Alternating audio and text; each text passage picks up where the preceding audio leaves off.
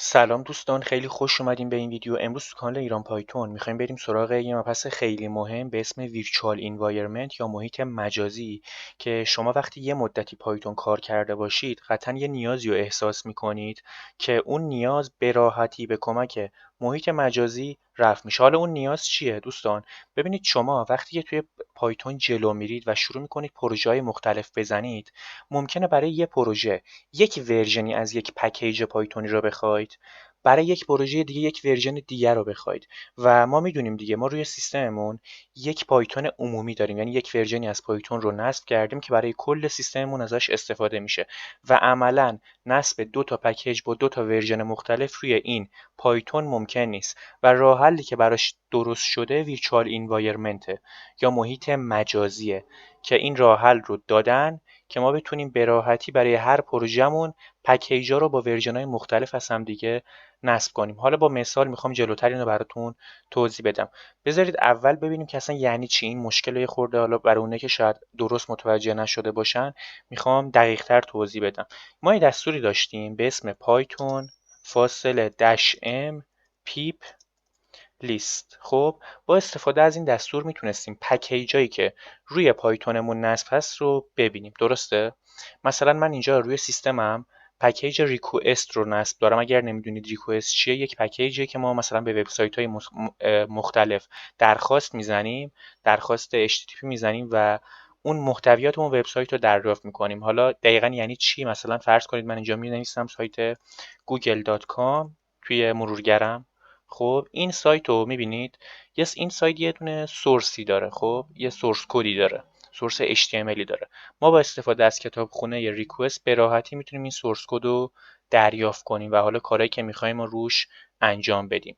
حالا خیلی وارد جزئیات نمیشم، کل کار این کتابخونه همینه. کاری که میکنه اینه که من بذارید وارد بشم، مثلا وارد در واقع اینتراکتیو شل پایتون هم بشم.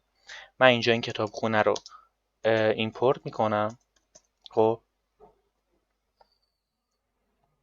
و بعد یه متغیر تعریف میکنم به اسم ریسپانس و بعد می نویسم request .get. این request.get دقیقا مثل این مونه. من اینجا آدرس google.com رو تایپ کنم و اینتر رو بزنم. کل آدرس رو کپی میکنیم. حتما هم باید HTTPS داشته باشه.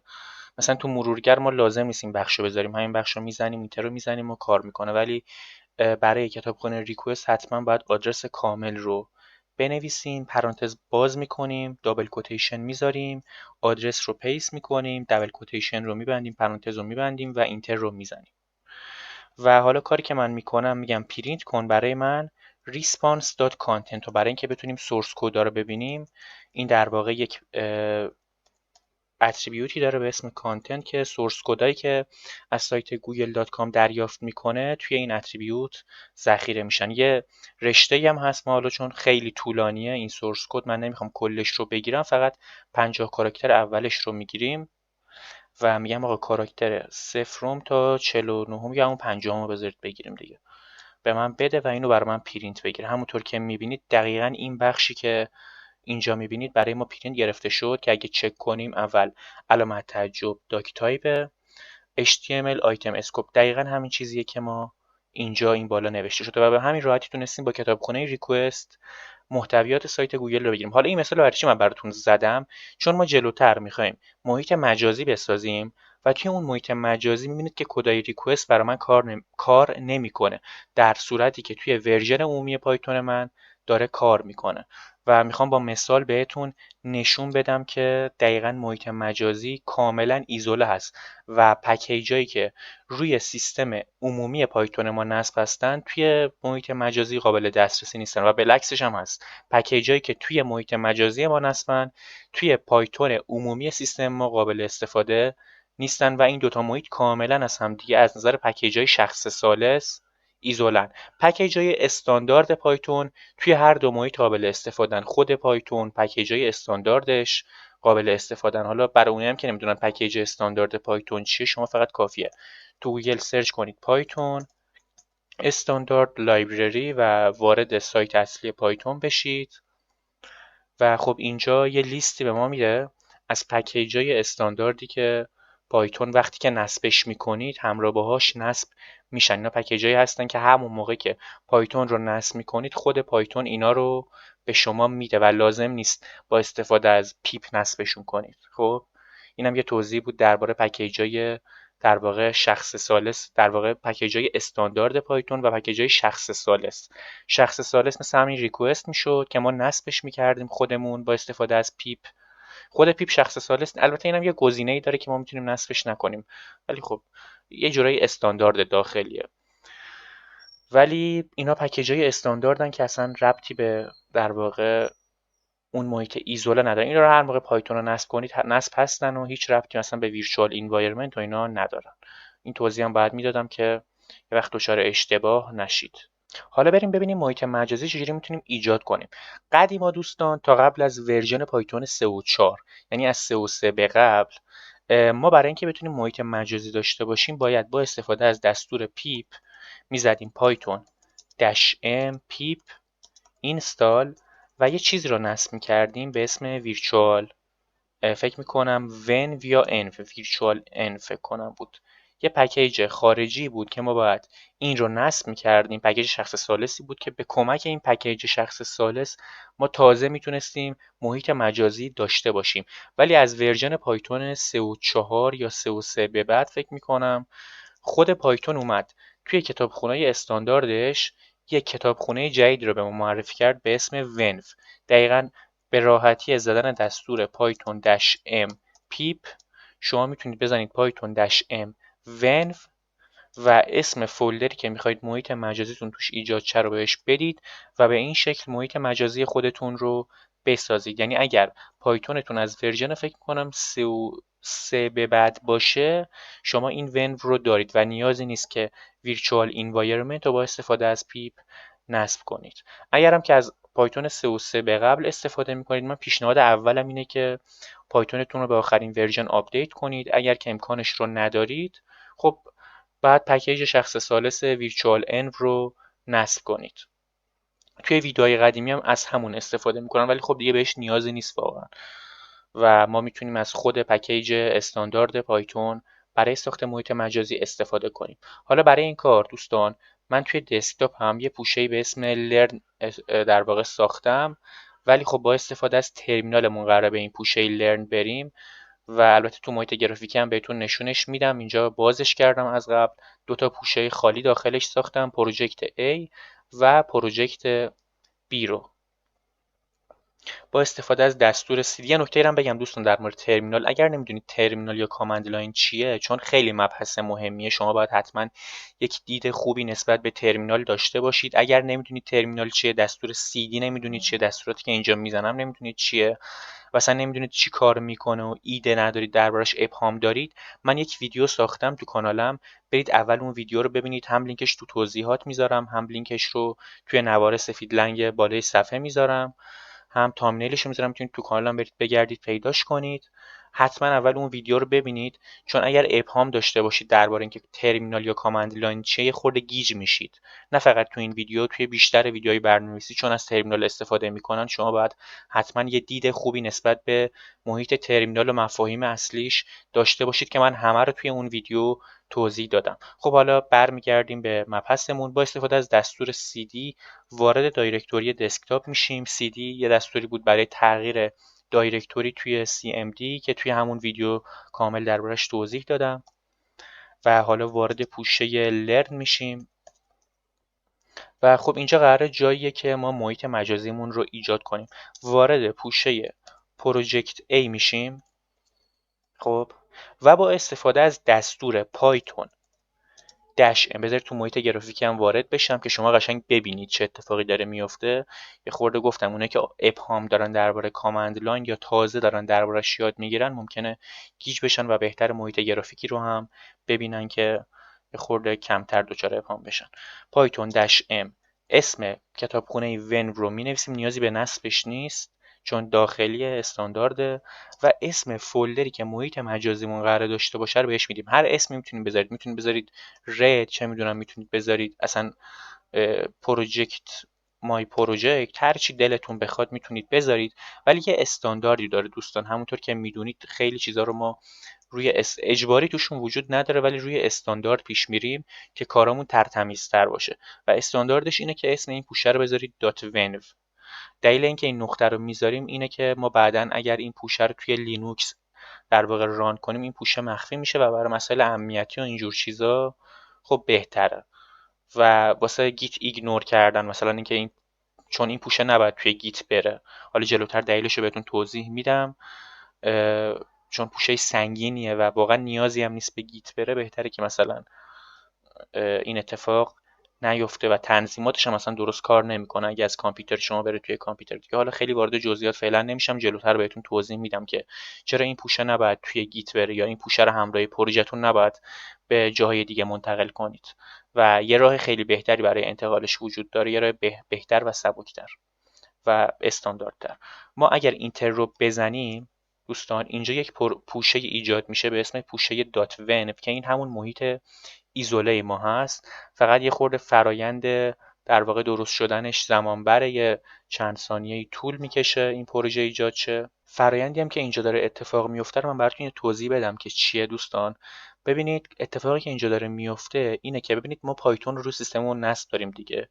پایتون روی یه پوشه‌ای نصبه توی سیستم ما که اگر من تو کامند لاین بزنم ور پایتون، خب این پوشه‌ای که پایتون من داخلش نصب هست رو بهم نشون میده. من اینو کپی میکنم، این پوشه رو فقط حواستون باشه وقتی دارید اینو کپی میکنید python.exe رو کپی نکنید، فقط باید اسم فولدرها رو کپی کنید از درایو سی تا فولدر پایتون 3 و 12. حالا اگه ورژن دیگه نصب داشته باشید این احتمالاً اسمش هم فرق میکنه.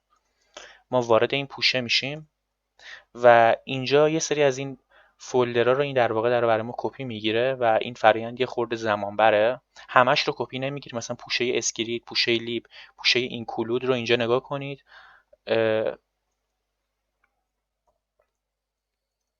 اگه برگردم به محل نصب پایتون این سه تا پوشه رو دقیقاً داریم، بقیه پوشه ها رو کپی نمیگیره. تازه همین پوشه ها رو هم کامل کپی نمیگیره. مثلا پوشه لیب اینجا ما چیا رو داخلش داریم؟ در واقع ماژول ها و پکیج های استاندارد پایتون رو داخلش داریم. کتابخونه های استاندارد، پکیج های استاندارد پایتون رو ما اینجا داریم. همین ون و میبینید اینجا از قبل نصبه، برای همین من میگم مثلا نیازی نیست نصبش کنیم و یا نیازی نیست بریم سراغ ماژول شخص ثالث ویرچوال انف. ولی یه پوشه هست به اسم سایت پکیج. در واقع پکیج های شخص ثالثی که ما نصب میکنیم داخل این پوشه میان قرار میگیرن. مثلا کتابخونه ریکوست، کتابخونه های مختلفی که من نصب کردم داخل این پوشه فایل اجراییشون در واقع قرار گرفته و محتویاتشون قرار گرفته. مثلا کتابخونه ریکوست توی این دوتا پوشه قرار گرفته و یه سری چیزای دیگه هم در واقع از اینجا کپی میشن توی محیط ویرچوال انوایرمنتمون. حالا کاری که ما باید بکنیم برای اینکه از این محیط ویرچوال انوایرمنت استفاده بکنیم چیه؟ اینه که بیایم فعالش بکنیم. راه فعال سازیش چیه؟ ببینید دوستان وقتی وارد پوشه دات ونو میشید و وارد پوشه دات اسکریپت میشید یه فایل اینجا قرار داره به اسم فایل اکتیویت. فایل activate.bat رو هم داریم، activate.ps1 رو هم داریم که حالا توضیح میدم دقیقا اینا چی هستن. و برای فعالسازی محیط مجازیمون ما کافیه که آدرس در واقع آدرس این فولدر رو کپی کنیم به صورت کامل. خب و فقط بذارید یک بار دیگه کپی کنم. چرا کپی نمیشه؟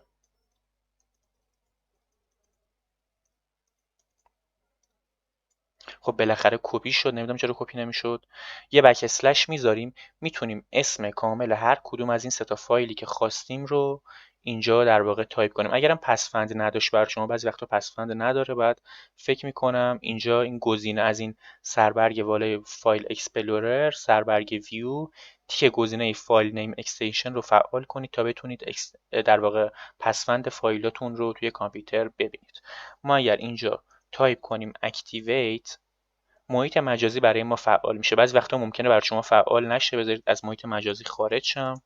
با کامند دیاکتیویت هم میتونیم غیر فعالش کنیم. مجددا اسم این فولدر رو میزنم، بک اسلش رو میزنم. یه نکته هم بگم دوستان، بهتره که آدرس این فولدر رو داخل دابل کوتیشن بذارید، چون اگر بینش اسپیس باشه، مثلا اینجا اگر من پوشه مثلا به جای لرن می نوشتم learn فاصله 1 و اینو در واقع میخواستم ران کنم، به ارور میخوردیم. حتی اگر آخرش من اسم اکتیویت رو می نوشتم، ما اینجا به ارور میخوردیم، چون اگر توی اسم فایل در واقع فولدرها فاصله باشه، کامند لاین نمیتونه اینو درست تشخیص بده. کلا باید حتما داخل دابل کوتیشن بذاریدش تا این رو یک رشته واحد در نظر بگیره. توی همون ویدیو یک کامند لاین اینا رو هم توضیح دادم که دلیلش چیه. پس ما این رو بهتره داخل دابل کوتیشن بذاریم، با اینکه من اسپیس ندارم ولی به خاطر شما میذارم که شما، چون ممکنه بعضیاتون به این ارور بخورید. و بعد بک اسلش میذاریم مجددا و اسم فایل اکتیویت رو میزنیم. اگر فایل اکتیویت براتون کار نکرد، فایل activate.bat رو تایپ میکنید، آخرش رو هم با دابل کوتیشن میبندید. اگه .bat کار نکرد براتون، ps1 رو اینجا تایپ میکنید. فکر میکنم ای اولش رو هم باید دیگه بزرگ بذاریم. البته فکر کنم ویندوز به حروف کوچیک و بزرگ حساس نباشه. حالا به هر حال من گذاشتم و در واقع البته این فایل برای فعال سازی نیست. فکر کنم همین activate.bat و activate خالی بدون پسوند برای فعال سازی. یعنی حالا خیلی مهم نیست این مسئله. شما با استفاده از این دوتا فایل میتونید وارد محیط مجازیتون بشید. حالا میخوام توضیح بدم وقتی ما وارد فایل محیط مجازیمون میشیم چه اتفاقی میفته که دستورات پایتونی ما به جای اینکه برن سراغ ورژن اصلی پایتونمون، همون ورژنی که بهتون پوشش رو نشون دادم، میاد از محیط مجازی ما استفاده میکنه. ببینید دوستان، بذارید یک بار محیط مجازی رو فعال کنم. لازمم نیست که آدرس کامل رو من اینجا تایپ کنم، میتونم از همین، چون که توی CMD داخل پوشه پروژکت A هستم، فقط کافیه بنویسم .venv scripts و در واقع بک اسلش باید میذاشتم. من اسلش گذاشتم. توی آدرس های ویندوز دوستان اسلش نبا، این اسلشه. خب این بک اسلشه، حتما باید بک اسلش بذارید. توی لینوکس ولی فکر میکنم باید اسلش بذارید. حالا بک اسلش میذاریم، اسم فولدر اسکریپتس رو مینویسیم و اسم فایل اکتیویت رو مینویسیم. من با هیچ کدوم از این دو تا فایل مشکل فعال سازی نداشتم. بعضی ممکنه اولی براشون کار کنه دومی کار نکنه، بعضی ممکنه دومی کار کنه و اولی براشون کار نکنه. و این رو میتونیم داخل دابل کوتیشن بذاریم، اول آخرش دابل کوتیشن میذاریم. بدون دابل کوتیشن هم چون فاصله داخلش نداریم کار میکنه. حالا اینتر رو من میزنم و محیط مجازی برای من فعال میشه. وقتی هم که محیط مجازی برای شما فعال میشه، یه پرانتزی این اول کامندتون باز میشه، قسمتی که میخواید کامند رو تایپ کنید، به غیر از آدرس محلی که داخلش هستید رو مینویسه، یه پرانتز باز و بسته هم میذاره و اسم پوشه محیط مجازیتون رو مینویسه. اگر مثلا من اینجا به جای .venv مینوشتم پروژکت یا مای پروژکت، به جای اینکه اینجا بنویسه .venv مینوشت پروژکت یا مای پروژکت. پس حواستون به این نکته هم باشه. الان محیط مجازی من فعال شده، اما فرقش با حالت قبلی چیه؟ یعنی اگر من توی خارج از محیط مجازی بودم، چه فرقی با محیط مجازی من داره؟ یه دستوری داریم تو CMD که قبلتر هم ازش استفاده کردم به اسم ور و این به ما نشون میده دستورات خارجی کامند لاینمون مثل پایتون که یه اپلیکیشنه که من نصبش کردم، فولدر اجراییشون کجا قرار داره. خب فولدر پچشون کجا قرار داره. پچ حالا باز توی همون ویدیوی کامند لاین توضیح دادم که چیه. اگر درباره این مسائل اصطلاحات ابهام دارید، برید حتما اون ویدیو رو ببینید. اینجا الان من دو تا فولدر پچ دارم توی محیط مجازیم. دو تا فولدر پچ دارم که این فولدر چیه دوستان؟ این فولدر رو نگاه کنید. من این فولدر رو اینجا پرینت کنم.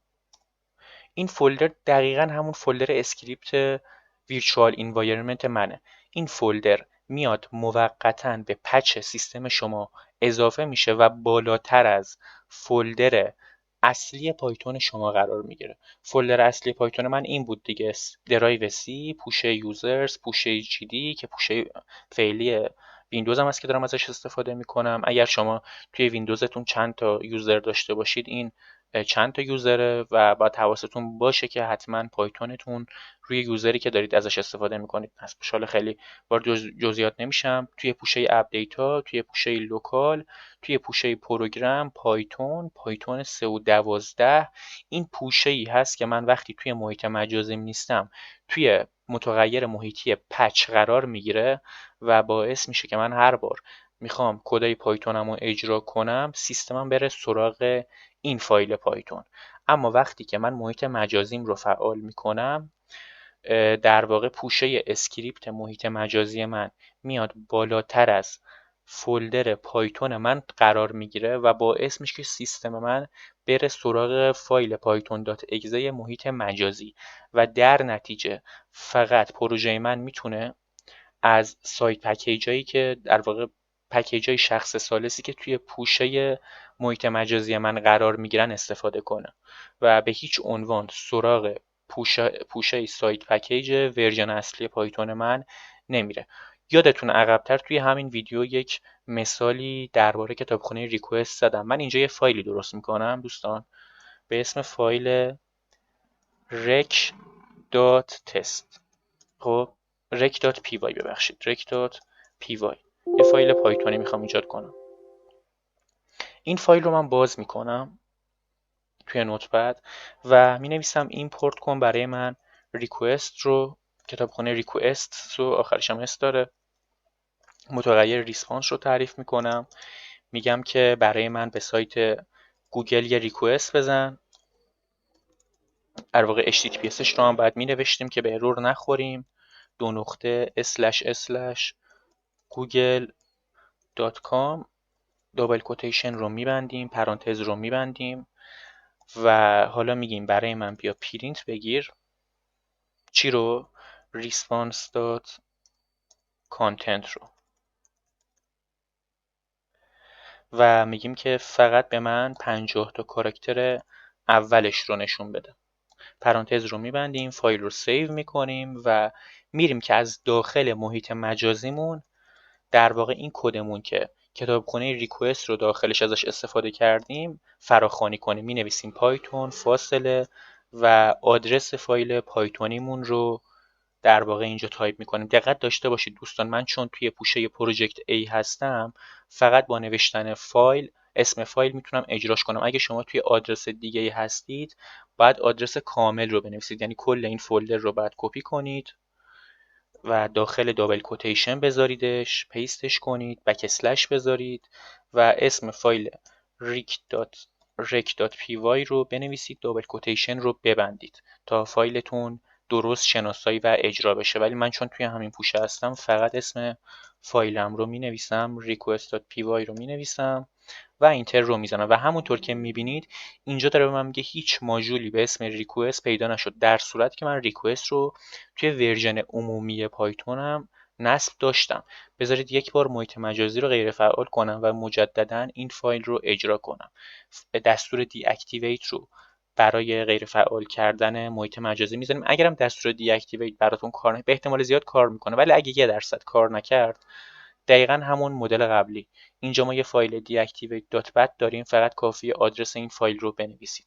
یعنی من کافیه اسم این فولدر رو کپی کنم، بذارمش داخل دابل کوتیشن و بک اسلش بذارم و بنویسم deactivate.bat دابل کوتیشن رو ببندم و به این شکل هم شما میتونید محیط مجازیتون رو غیر فعال کنید. پس دو تا روشه، یا میتونید بنویسید deactivate یا اگه براتون کار نکرد آدرس کامل فایل deactivate.bat رو باید در واقع اینجا بنویسید. خب برگردیم به ادامه ویدیومون. من الان اگر اینجا دستور پایتون فاصله تست در واقع request.py رو بنویسم، این فایل به راحتی برای من و بدون هیچ اروری اجرا میشه. همونطور که میبینید خروجی هم بهم داد. مجددا 50 تا کاراکتر اول HTML سایت گوگل رو برای من پرینت گرفت. توی ترمینال هم اگه دقت کنید این عبارتی که اینجا وجود داره دقیقا همون عبارتی است که توی 50 کاراکتر اول فایل سورس کد HTML سایت گوگل هستش. خب و دیدید که این فایل با پایتون عمومی ورژن من که ریکوست در واقع با پایتون عمومی سیستم من کار کرد، ولی با پایتون ویرچوال انوایرمنت من کار نکرد. حالا مجددا این محیط مجازیمون رو فعال میکنیم، آدرس فایل اکتیویت رو می نویسیم اینجا و الان میخوام یه پیپ لیستم بگیرم که ببینید واقعا هیچ پکیجی توی این ویرچوال انوایرمنت من نصب نیست. همونطور که می‌بینید فقط ما اینجا پیپ رو نصب داریم و هیچ پکیج دیگه اینجا نصب نیست. در صورتی که توی پایتون عمومی در واقع پایتون عمومی سیستم من، اگر ما پایتون -m پیپ لیست رو بنویسیم می‌بینید که پکیج‌های خیلی بیشتری داخلش نصب هستن. حالا مجددا دوستان برمیگردیم به محیط ویرچوال انوایرمنتمون و الان میخوام 2 تا کار انجام بدم. اون کار چیه؟ میخوام که در واقع بیام جنگو رو نصب کنم. مینویسم پایتون -m پیپ اینستال و جنگو، اما همینطوری نمیخوام جنگو رو نصب کنم، میخوام ورژن 2.2 رو نصب کنم. جنگو میدونید دیگه ورژن های مختلف داره، 2.2 داره، 3.2 داره، 4.2 داره و ما میخوایم بریم سراغ ورژن 2.2 توی پروژکت A و این رو من اینجا نصب میکنم. اینتر رو 2 بار میزنیم و فرآیند نصبش شروع میشه. خب دوستان همونطور که میبینید ما داریم ارور اینترنت میگیریم. اگرم شما این ارور رو گرفتید به خاطر فکر میکنم تحریماست که ما کشور قشنگمون تحریم شده و باید برای نصب حتی یک پکیج ساده از VPN استفاده کنیم. من VPN ام رو فعال میکنم تا فرایند نصب برای من شروع بشه. این مورد رو هم من عمدن VPN ام رو خاموش کرده بودم، میتونستم از قبل روشن بذارم ولی خاموش کردم که شما به این ارور بر بخورید. اگر دیدید پکیجی براتون نصب نمیشه بدونید که به احتمال زیاد مشکل از VPN و اینترنت شماست. یا باید چند بار تست کنید اینو، یا باید VPN تون رو فعال کنید، یا حالا اگر ببینم این مشکل رو خیلیات دارن شاید یه ویدیو براش ضبط کردم و یه راه حلی ارائه دادم. منتظر میمونیم تا جنگو برای ما نصب شه.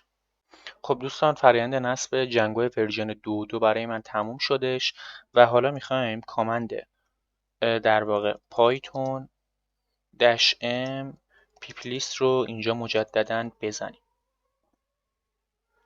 بعد از زدن این کامند میبینید که 3 تا پکیج جدید برای من نصب شده: جنگو ورژن 2.2، PyTZ و SQL پارسر، که خب اینا پکیجایی هستن که جنگو نیاز داره و برای اینکه درست کار کنه همراه با خودش نصب میکنه. اینا رو من نصب نکردم، خود جنگو نصب کرده.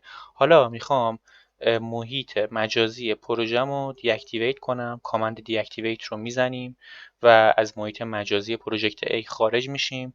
دستور cd دو نقطه رو میزنیم که یه پوشه برگردیم به عقب و الان میخوام وارد پوشه پروژکت B بشم و اسمش رو تایپ میکنیم، واردش میشیم.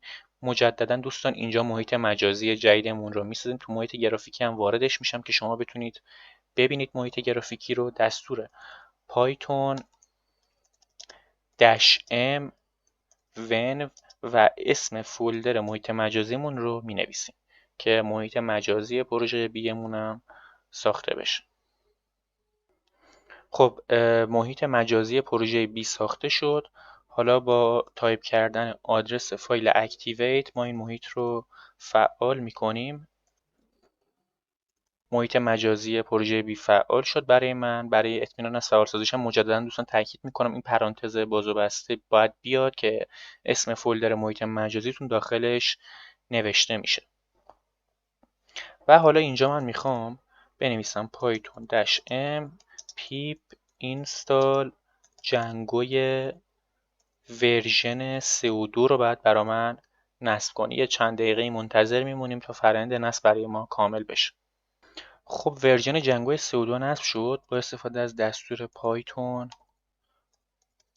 -m پیپ لیست ما میتونیم لیست پکیجایی که توی این پروژهمون نصب شده رو ببینیم. میبینید که اینجا پایتون ورژن 3.2 نصب شده و 3 تا پکیج هم همراه با خودش برای ما نصب کرده که ورژن اینا هم البته ورژن SQL پارسر همون ورژن، PyTZ هم همون ورژنه، ولی خب جنگومون ورژنش کاملا فرق میکنه و ورژن 3.2 اینجا برای ما نصب شده که خب این خیلی نکته مهمیه و باید بهش دقت داشته باشید که ما تونستیم 2 تا پروژه درست کنیم که هر کدوم از یک ورژنی از جنگو استفاده میکنن. میتونیم تعداد بیشماری پروژه بسازیم که توی این پروژه تمام پکیج‌ها و ورژناشون با هم دیگه فرق میکنه و برای هر کدوم ما یه پروژه‌ای رو داریم بالا میاریم. و خب این کاربرد محیط مجازی شما ممکنه مثلا بخواید توی یه پروژه از جنگوی 3 و 2 استفاده کنید، توی پروژه دیگه مجبور باشید از جنگوی 2 و 2 استفاده کنید. حتی ما جنگوی 4 و 2 هم داریم، ممکنه توی پروژه دیگه بخواید از جنگوی 4 و 2 استفاده کنید و خیلی راحت با محیط مجازی میتونید همچین کاری رو انجام بدید که خب خیلی واقعا به درد بخوره و توی پروژه‌های مختلف برنامه‌نویسی قطعا از محیط مجازی مجبورید که استفاده کنید. حالا من قبلتر اشاره کردم ما اسم فایل رو اولش نقطه میذاریم که فایل مخفی باشه و ما این فایل رو نباید از کامپیوتری به کامپیوتر دیگه انتقال بدیم و این عمل 3 تا دلیل داره. دلیل اولش اینه که تنظیمات فایل ون فقط رو همین کامپیوتر کار میکنه. یه فایل در واقع کانفیگی داریم که خب این تنظیمات فقط واسه همین کامپیوتره. ببینید اصلا اسم یوزر من اینجا نوشته شده، من اینو الان ببرم روی کامپیوتر دیگه کپی پیست کنم مثلا کار نمیکنه، چون اسم یوزرنیمش ممکنه فرق کنه، اسم این فولدرها ممکنه توی اون کامپیوتر کاملا تفاوت داشته باشه. دلیل دومش اینه که این فایل به شدت فایل سنگینه. من فقط کافی یک بار پراپرتیز این سایت رو بگیرم ببینید حجمش چقدره، 50 مگابایت. تازه من هیچی نصب نکردم، فقط یه جنگو رو نصب کردم. و خب اینا دلایلی هستن که ما نباید فایل .ون رو همراه با کدامون به فولدر دیگه منتقل کنیم. راه حلش چیه دوستان؟ ببینید ما یه دستوری داریم به اسم پایتون -m پیپ در واقع فریز. این میاد چیکار میکنه؟ میاد پکیجایی که ما توی در واقع پروژمون نصب داریم رو خط به خط مینویسه و ورژن دقیقشون رو هم جلوش مینویسه. و حالا توی در واقع ویندوز ما یه کامندی داریم به اسم در واقع مینویسیم پایتون -m پیپ فریز و یه دونه علامت بزرگتر از میذاریم. این علامت بزرگتر از داره میگه چی؟ داره میگه خروجی های متن اینو بگیر، نگه دار و حالا چیکارشون کن؟ حالا بریزشون توی فایلی به اسم requirements.txt.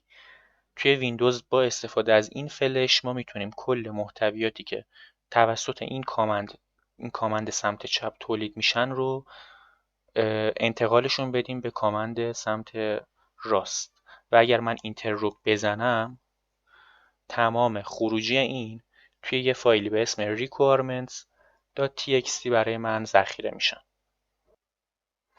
خب حالا چرا این کار رو انجام دادیم؟ ما این رو میتونیم با یه کامند خیلی ساده ای نصبش کنیم، یعنی تمام محتویات فایل requirement.txt رو میتونیم مجددا، مثلا من اینو فرض کنید الان فایل در واقع .ون رو ندارم، اصلا بذارید حذفش کنم.